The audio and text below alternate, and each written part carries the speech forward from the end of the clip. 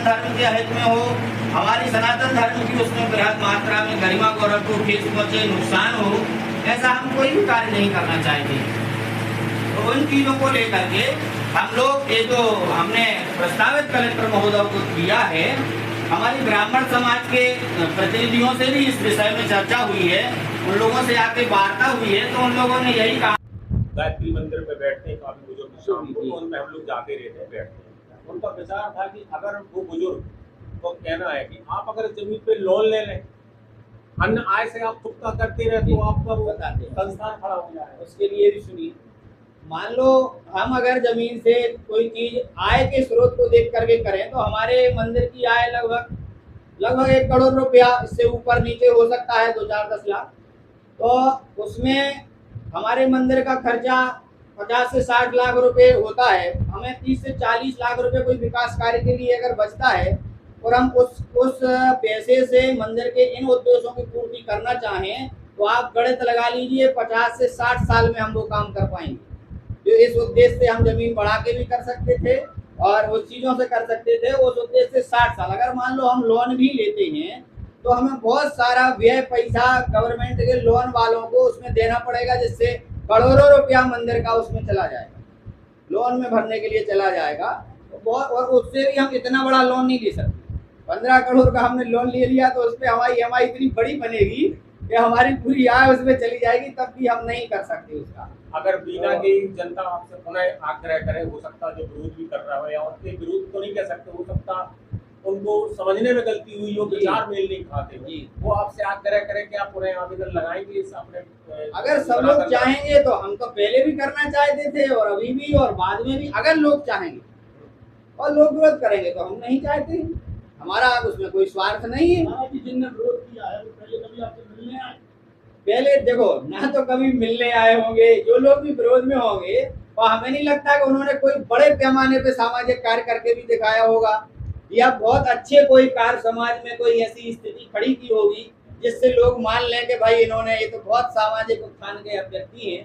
हमें लगता है छोटी छोटी किसी लोगों की बातों में लग करके और छोटे छोटे चीजों का विरोध ही करना जानते होंगे कि आज हमारा कर रहे, कल हो सकता है किसी दूसरे मुद्दे का करेंगे, परसों तीसरे मुद्दे का करेंगे, लेकिन उनकी जो भी आप कमेंट या जो भी विचारधारा देखेंगे तो किसी न किसी के विरोध में ही देखेंगे, क्योंकि विरोध में रह करके वो अपने आप को समाज में एक वो प्रतिष्ठा करने का उद्देश्य उनका हो सकता है, क्योंकि अच्छी चीजों को समझना चाहते तो समझते।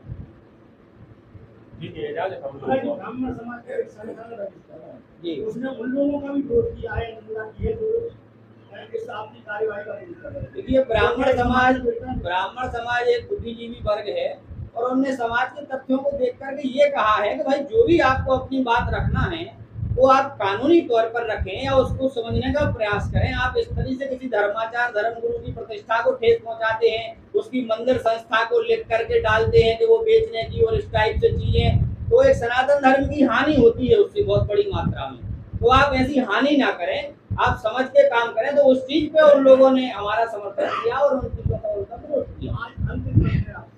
आज आपने जो डिसीजन लिया है वो आगे कराने लगता है, जो विरोध ही है वो भी थोड़ी देर बाद, 2 घंटे बाद, 1 घंटे बाद जब प्रेस कॉन्फ्रेंस बाहर जाएगी तो ये लिखना शुरू करेंगे सोशल मीडिया पे कि महाराज जी हार गए या कर गए विरोध के कारण, या मंदिर ने निर्णय लिया। तो ऐसे लोगों के प्रति आप क्या कहेंगे? हम यही कहना चाहते हैं कि देखो, हम पहले भी आप लोगों को अभी बता चुके हैं कि हम लोग विरोध से नहीं डरते हैं, लेकिन हम लोग समाज की भावनाओं का आदर करते हैं।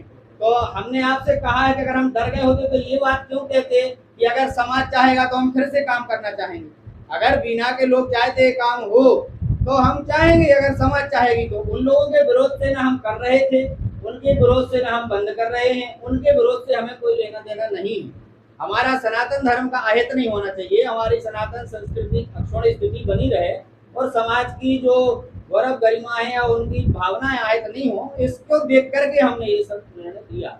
इसलिए विरोध के कारण की रही बात तो क्या है कि जब ये बात उठी कि बेच रहे हैं, कैसे बेच रहे, सबसे पहले प्रश्न आप लोग स्वयं प्रेस है और आप लोग जानते हैं प्रेस वार्ता बुलाने का मतलब क्या होता है। हम चाहते तो एक प्रेस नोट जारी कर देते कि नहीं कर रहे हैं, प्रेस वार्ता बुलाने का ही ये है तो प्रेस में सारी चीजें क्लियर हो जाए। तो यहाँ किसी के हार जीत का प्रश्न नहीं है, ना डर गए ना कुछ ऐसा कुछ भी नहीं। बात यह है कि जब जन में घुसता जा रही है, दूषित वातावरण बन रहा है, जिस उद्देश्य की पूर्ति के लिए काम हो रहा था वो दूसरा उद्देश्य दिखाया जा रहा है, तो उसको विश्राम देते हैं। जब आपने कलेक्टर महोदय को ज्ञापन दिया। नमस्कार, MP न्यूज़ 24 लाइव में आप सभी दर्शकों का स्वागत है। आज हम आ चुके हैं बीना के बड़े मंदिर रघुनाथ ट्रस्ट मंदिर पर। यहाँ आज महंत जी द्वारा प्रेस वार्ता रखी गई थी। प्रेस वार्ता के माध्यम से आज उन्होंने जो ज़मीन का एक विवाद चल रहा था शहर में और चर्चा का जो विषय बना हुआ था उस पर आज उन्होंने विस्तृत रूप से जानकारी दी। साथ ही श्री महंत जी के द्वारा यह भी कहा गया कि अगर जन सैलाब इसी तरह से विरोध करता रहेगा और हमारे उद्देश्यों को ना समझते हुए तो हम यह ज़मीन का सौदा जो करना था या कलेक्टर से जो अनुमति मांगी गई थी उसे हम यहीं निरस्त कर देंगे। नमस्कार।